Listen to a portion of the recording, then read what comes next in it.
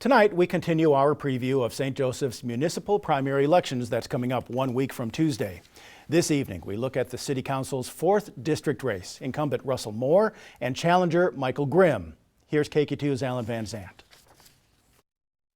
Russell Moore was elected to the City Council in 2018, and he says he wants 4 more years. I've got some unfinished business. Moore says he's proud of the work the current council has done in getting the city through 2 floods and managing its way through the pandemic. But he adds he would have gone further with vaccinations. I wanted to make it mandatory for all city employees. For those that routinely contact the public, it just made sense to me for them to be vaccinated. The retired firefighter says he wants to continue the council's recent focus on pay for public safety workers and increase its work on city infrastructure. I want to be able to do something about the alleyways. Our alleyways are in really bad shape. I don't care if it's 10 alleyways a month or 10 alleyways a year, as long as we get something started. And for the debate going on over the future of the I-229 bridge. Quite honestly, I believe that they want the council to be on board with MoDOT's decision to tear out the bridge. I'm not on board with that. I want to keep the bridge.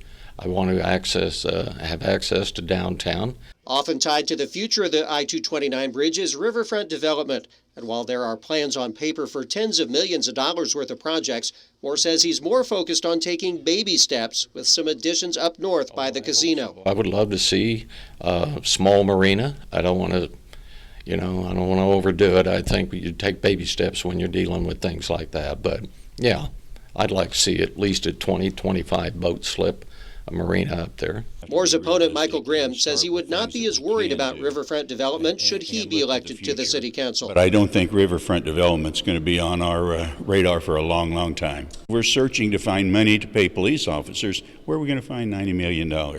So I think we have to be realistic and start with things that we can do. As far as public safety, Grimm says the current City Council hasn't done enough to ease people's minds. That was the #1 concern on the community survey, but it was also the #1 concern 4 years ago.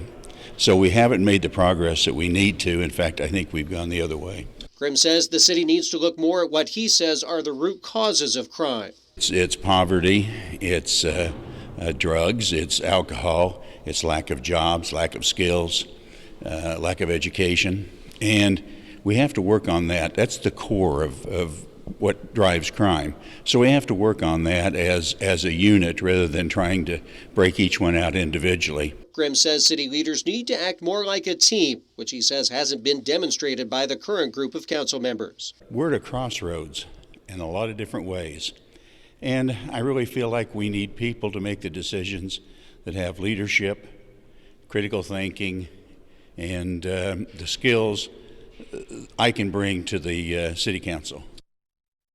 KQ2's Alan Van Zandt with that story. Keep watching KQ2 News through the week ahead for previews of other races, including other council districts for mayor and municipal judge. Now again, the election is a week from Tuesday, February 8th.